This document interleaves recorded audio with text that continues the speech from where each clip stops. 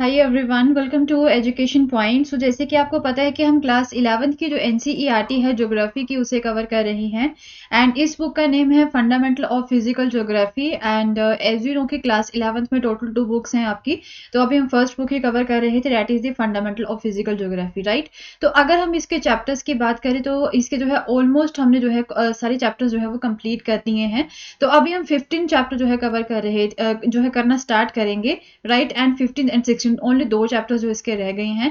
तो पहले हमने कौन कौन से टॉपिक्स कवर किए हैं, हमने जो है देखा था कि किस तरह से धरती की एवोल्यूशन हुई थी, मून की एवोल्यूशन हुई थी, एंड इवन लिथोस्फीयर की एवोल्यूशन हुई थी। आफ्टर दैट जो है नेक्स्ट चैप्टर में we had discuss about the layers of the earth, right. जो धरती की लेयर्स हैं, क्रस्ट हो गई, मेंटल हो गई एंड कोर हो गई।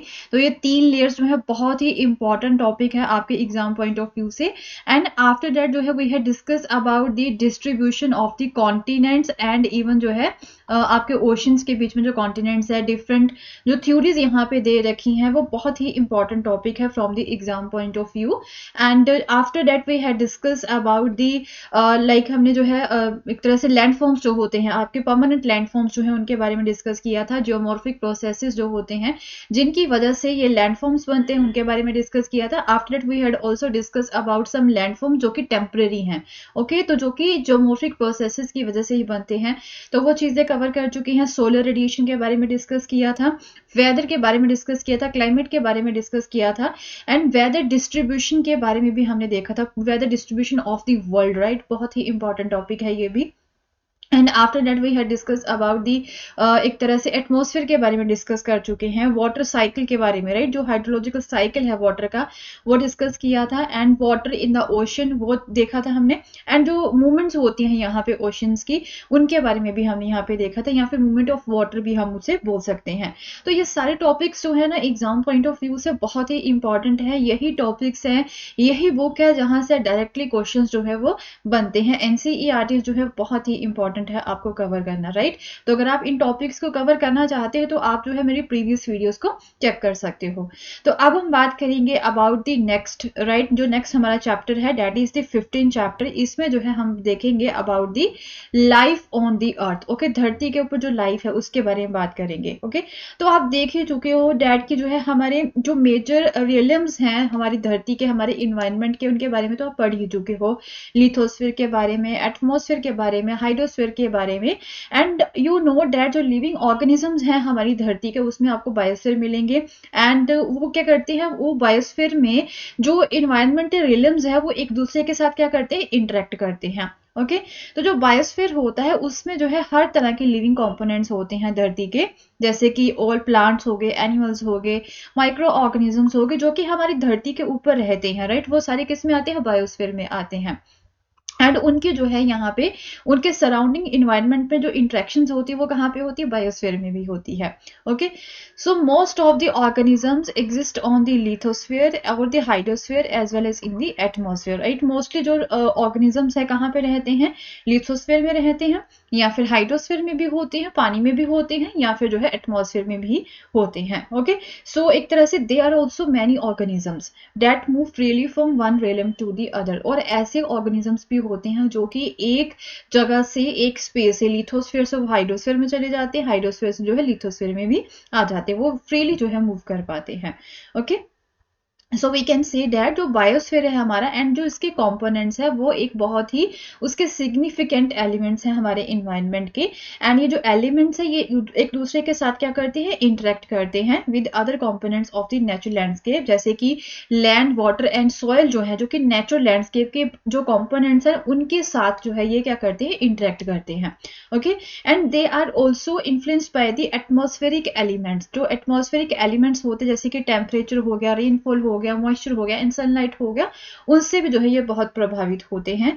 एंड जो इंट्रैक्शंस होती है बायोस्फीयर में with the land, air and water, they are important to the growth, development and evolution of the organism, okay. ये इंट्रैक्शंस जो होती है ना हवा पानी के साथ या फिर लैंड के साथ हमारे एक तरह से ऑर्गेनिजम्स की, ये उनके डेवलपमेंट के लिए या फिर उनके एवोल्यूशन के लिए ना बहुत ही इंपॉर्टेंट होता है, ओके।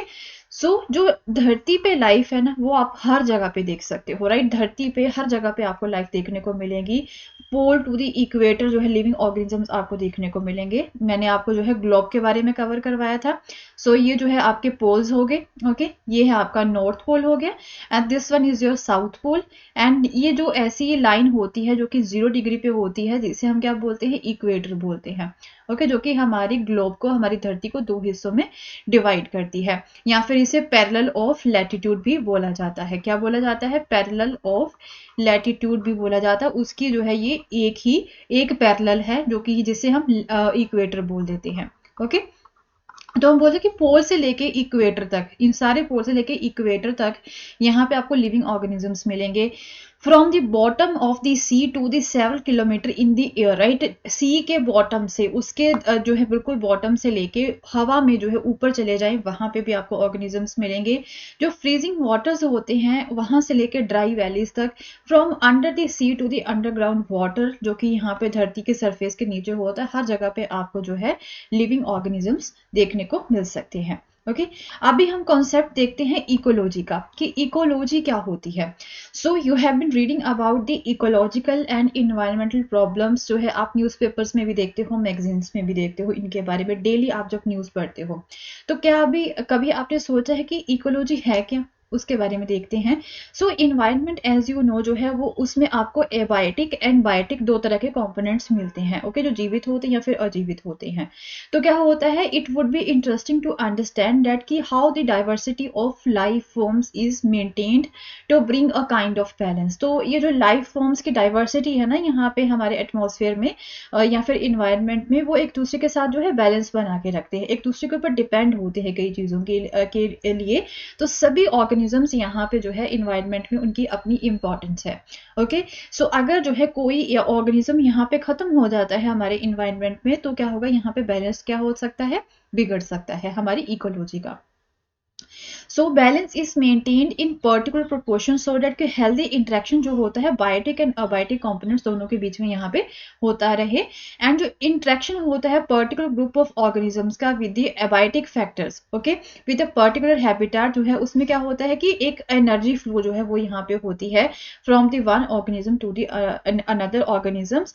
एंड मटेरियल साइकिल्स भी होते हैं यहाँ पे, लैंड, वाटर एंड एयर के। तो इसे हम क्या बोलते हैं, इकोलॉजिकल सिस्टम बोलते हैं। मीन जो है एक हमारा इन्वायरमेंट है, वहां पे कंपोनेंट्स है, यहाँ पे जीवित प्राणी भी है, यहाँ पे जो है अजीवित चीजें भी हैं, तो वो एक दूसरे के ऊपर डिपेंड है, एक दूसरे के ऊपर जो है वो डिपेंड है, तो वो एक दूसरे के साथ वो इंट्रैक्शन करते रहते हैं, राइट। तो इस चीज को हम क्या बोलते हैं, इकोलॉजिकल सिस्टम बोल देते हैं, ओके। अब हैबिटेट क्या होता है? हैबिटेट क्या होता है इन द इकोलॉजिकल सेंस के बारे में अगर हम बात करें, it is the totality of the physical and chemical factor, जो कि यहाँ पे हमारे जनरल इन्वायरमेंट पे होते हैं, राइट। हमारे आसपास जो एक फिजिकल एंड केमिकल फैक्टर्स यहाँ पे चाहिए होते हैं हमारे यहाँ पे बसने के लिए, रहने के लिए, तो उसे हम हैबिटेट बोल देते हैं। तो जिसमें बायोटिक एंड अबायोटिक कॉम्पोनेंट्स होंगे उसे हम जो है इकोसिस्टम भी बोल देते हैं। जिस सिस्टम में अबायोटिक एंड अबायोटिक कॉम्पोनेंट्स होते हैं उसे हम क्या बोल देते हैं, इकोसिस्टम बोल देते हैं, okay. all these components in ecosystem जो है they are interrelated and interact with each other, okay। ये सारे ही components क्या होते हैं, एक दूसरे के साथ interrelated होते हैं, एक दूसरे के साथ interact करते हैं, okay। एंड हमारे यहाँ पे अब बायोस्फीयर में डिफरेंट तरह के आपको इकोसिस्टम्स भी देखने को मिलेंगे, एंड उनकी डिफरेंट इन्वायरमेंटल कंडीशंस हैं। Various plants and animal species जो है वो जो है एवोल्यूशन के थ्रू क्या करती हैं, अडेप्ट करती हैं फिर उस इन्वायरमेंटल कंडीशन को। तो इस चीज को हम क्या बोलते हैं, इकोलॉजिकल एडेप्शन बोल देते हैं, right. The next is the term ecology. अब इकोलॉजी की हम बात करें कि ये टर्म कहाँ से डिराइव हुई थी, तो एक ग्रीक वर्ड है ओइकोस, राइट, जिसका मतलब होता है हाउस, राइट। तो इसे जो है लोगी वर्ड के साथ जो है कंबाइन किया गया है, दैट इज द साइंस या फिर स्टडी जिसे हम बोल देते हैं। लिटरली इकोलॉजी क्या होती है, the study of the earth as a household of plants, human beings, animals and microorganisms. तो इकोलॉजी क्या होती है कि एक तरह से धरती की स्टडी करना कि धरती क्या है, ये किसका घर है, प्लांट्स का, एनिमल्स का, ह्यूमन बींग्स का, माइक्रो ऑर्गेनिजम्स का, ओके। तो ये सारे जो है इकट्ठे रहते हैं इंटरडिपेंडेंट कंपोनेंट्स की तरह, एक दूसरे के ऊपर ये डिपेंड होते हैं। तो एक जर्मन जूलॉजिस्ट है अर्नस्ट हेकल, राइट, उन्होंने भी जो है ओकोलॉजी जो है टर्म यूज की थी। कहाँ कब की थी? 1869 में, जो फर्स्ट पर्सन बने थे एक तरह से इकोलॉजिक टर्म को यूज करने के, राइट। एंड जो स्टडी है इंट्रैक्शंस की between the life form and the physical environment जो है, इसे हम क्या बोल देते हैं? साइंस ऑफ इकोलॉजी बोल देते हैं। Okay, so hence ecology can be defined as the scientific study of interactions of organisms with their physical environment and with each other. Okay, एक दूसरे के साथ क्या होता है? इनका इंट्रैक्शन होता है। नाउ इम्पॉर्टेंट चीज क्या है? Types of ecosystem. Types of ecosystem की हम यहाँ पे बात करें तो दो तरह के मेजर इकोसिस्टम होते हैं, एक है टेरेस्ट्रियल, दूसरा होता है एक्वेटिक। टेरेस्ट्रियल को भी जो है आगे हम जो है फर्दर क्लासिफाइड कर सकते हैं बायोम्स में। अब बायोम क्या होता है? बायोम जो होते हैं ये प्लांट एंड एनिमल की कम्युनिटीज होती है जो कि लार्ज ज्योग्राफिकल एरिया को कवर करती है। ओके, एंड जो बाउंड्रीज होती है इन डिफरेंट बायोम्स की, कहाँ तक बाउंड्री फैली होती है, वो क्लाइमेट के ऊपर डिपेंड करती है। ओके, देयरफॉर बायोम जो है it can be defined as the total assemblage of plant and animal species, right, जो कि एक दूसरे के साथ स्पेसिफिक कंडीशंस में इंटरेक्ट कर रही हैं। जैसे कि कौन से क्लाइमेटिक कंडीशंस हो सकते हैं? रेनफॉल हो गया, टेम्परेचर हो गया, ह्यूमिडिटी हो गई, सॉइल कंडीशंस हो गई। ओके, तो मेजर बायोम्स हमारे वर्ल्ड के हैं जैसे कि फॉरेस्ट हो गए, ग्रास लैंड हो गए, डेजर्ट हो गए, या फिर टुंड्रा जो बायोम्स होती हैं। तो ये मेजर बायोम्स हैं हमारे वर्ल्ड के। On the other hand aquatic की अगर हम यहाँ पे बात करें तो इसमें marine and fresh water ecosystem आ जाते हैं जो पानी में रहते हैं। ओके, इसमें ओशंस हो गई, एस्टरीज हो गई, कोरल रीफ्स हो गई, तो ये मेराइन इकोसिस्टम में आ जाते हैं। तो बाकी फ्रेश वाटर की अगर हम बात करें तो इसमें लेक्स, पॉन्ड्स, स्ट्रीम्स, मार्शेस या फिर वॉक्स आ जाते हैं, राइट।